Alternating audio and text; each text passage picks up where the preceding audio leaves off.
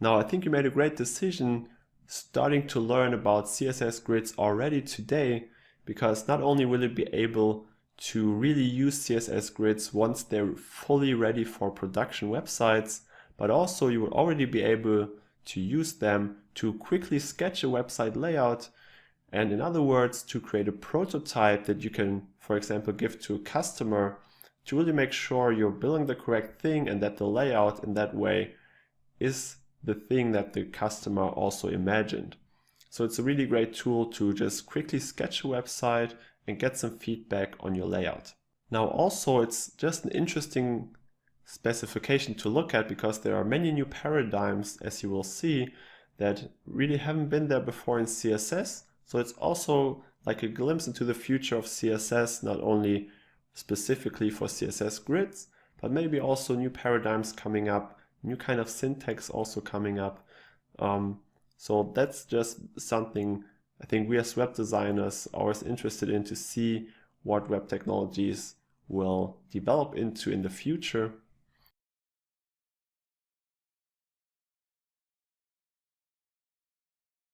In this course, you're going to learn all about CSS grids, from the specification to all the properties you can use, how to really apply this in practice, what the advantages are, how to really create your layouts very fast and with just a few lines of code. And then also how this integrates with other parts of your CSS code, how to use this together with Flexbox, because those two actually complement each other, how to use this together with Sass, the popular CSS preprocessor, and all those kinds of things. So at the end of this course, you're going to have a really strong foundation in CSS grids, and also how this integrates with other technologies and other parts of your CSS code. So CSS grids are going to be a great way to improve your workflow and to really facilitate your day-to-day design tasks. Now let's take a look at some examples of what you're going to be able to do after finishing this course. Now you can see here this course has quite a few lectures in it, and you're going to be learning all about all the properties in the specification.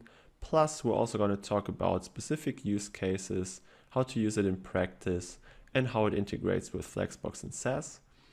And now what you'll be able to do here, you can see, of course, you're going to be able to create very classic grids, which kind of reflect here a header with a main content, a sidebar, and a footer.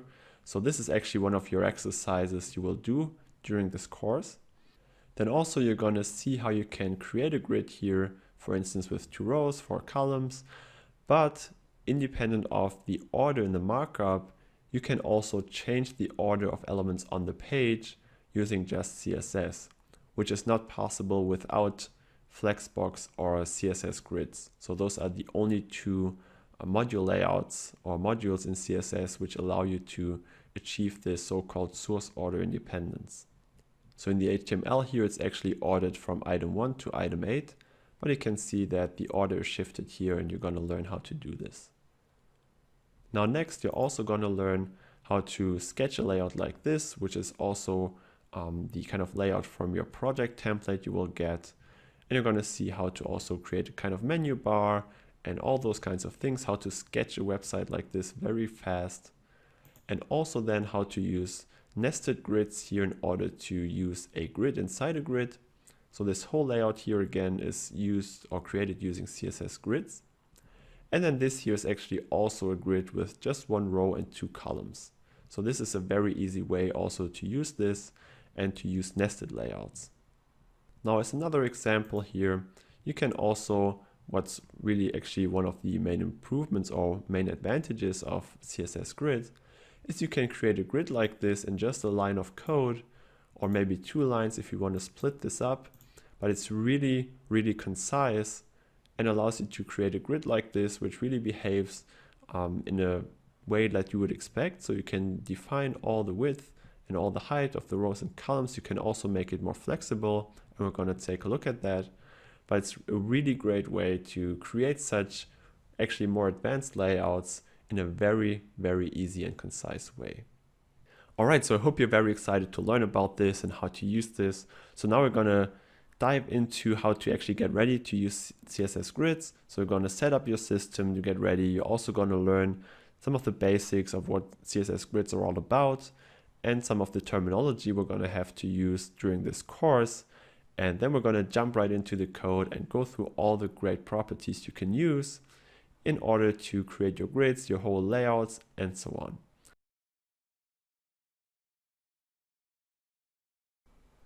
Alright, so I know you're excited to really dive in and learn about CSS Grid, but before we do that, I want to just give you a quick overview and just give some context into CSS Grid so that you also have this high-level overview of this technology. So what is CSS Grid? Well, first of all, you could say that it's basically the next step after Flexbox. Maybe you've taken my other course on Flexbox, but now the main difference here is that in contrast to Flexbox, where we only had one-dimensional layouts basically, CSS Grids really allow you to create two-dimensional layouts. That's what it's made for. And that's also later on, as we're going to see, how they complement each other. So we have two-dimensional layouts because, well, grids are just two-dimensional things. And this is really the first time we actually have something like this. So the specification really is a whole grid system that's very flexible to use. And as you're going to see, it's also very easy to use once you've actually worked with it for a while and wrapped your head around all the different CSS properties you can use. Now, I want to quickly mention that CSS grids are very different from the plain old table layouts that were used maybe 10 or 20 years ago, because your HTML markup is completely decoupled from your layout code, so from a CSS.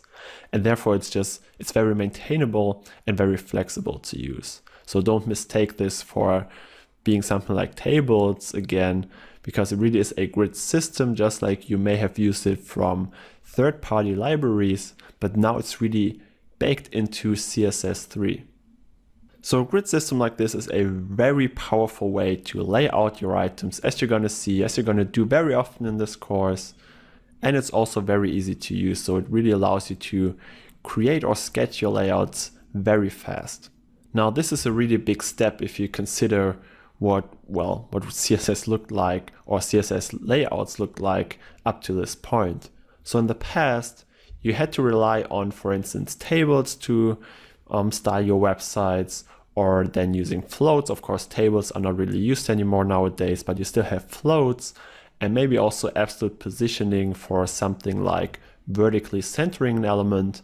And those are all not really good layout systems. They're all just hacks, actually.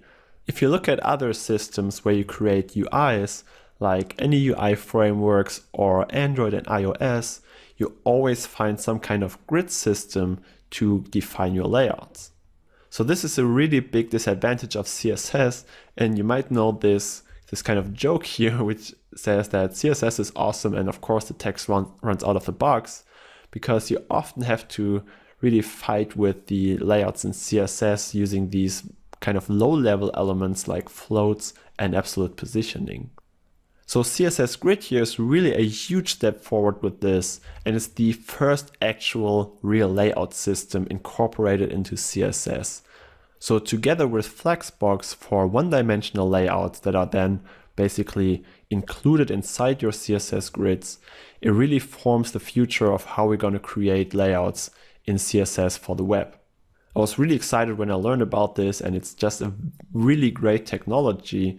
So I hope I'm also going to be able to give some of that excitement onto you when you're going to see how powerful and easy CSS grids are.